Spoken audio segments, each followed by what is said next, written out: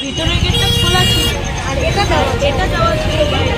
পুরো পাঁচিলে এসে মেরেছে, মানে প্রচন্ড রকম আওয়াজ, বিভৎস, মানে আগুনের পুঁজি সব ছিটকে মিটকে ঘরে আর পুরো আমরা ভেবেছি গাড়ি ঢোকা হয়েছে, আমরা বুঝতে পারিনি। আমি ভাবলাম হয়তো কিছু একটা বোম ফোম কিছু করেছে, তার জন্য ধোয়া হয়ে গেল।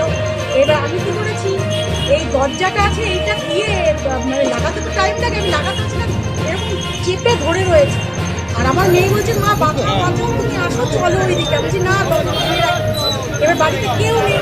আর সব থেকে বড় খারাপ কথা কেন বললাম, এটা মানে দরজা জানলা বন্ধই থাকে। আর এই দরজাটা যেহেতু খোলা থাকে, এটা যেহেতু খোলা থাকে, আমরা রাস্তায় বেরোই না, এখানেই সবসময় দাঁড়িয়ে থাকি। আমার একটা বাইক আছে আর একটা গাড়ি আছে, এখানে সবসময় লাগানো থাকে। আজকে ওর বাবা নিয়ে ছেলেকে দিয়ে একটু বেরিয়েছে তাই। এবার যদি ওরা আসতে একটু উড়িয়ে দিয়ে চলে যেত, ওটা এক নম্বর কথা। আর দ্বিতীয় কথা, মানে কি বলবো, আমি তো মানে তখন যে এমন পরিস্থিতি হয়ে গেছে, মানে আমি বোঝাতে পারছি না সেই পরিস্থিতিটা কি। এবার আমি দরজার ওখান থেকে গিয়ে আমি জানলায় গিয়ে দেখছিলাম যে দাদা জানলা দিয়ে দেখি কি হয়েছে, দাম করে আওয়াজ হয়েছে, আমরা বোম বোম করেছে। দেখি সেটা যে মেরেছে গাড়ি চালাচ্ছিল সে বাচ্চা ঠিক নয়, সে একজন লোকই। সে হয়তো ড্রিঙ্ক করেছিল মনে হয়।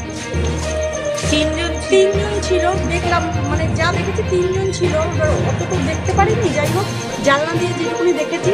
আর দেখি গাড়িটা তো যাওয়ার চেষ্টা করছে। আর এখানে একটা দেখেন, একবার প্রথমে এসে মেরেছে, তারপরে ব্যাক করতে না পেরে ওই এটার জন্য আবার এসে মেরেছে।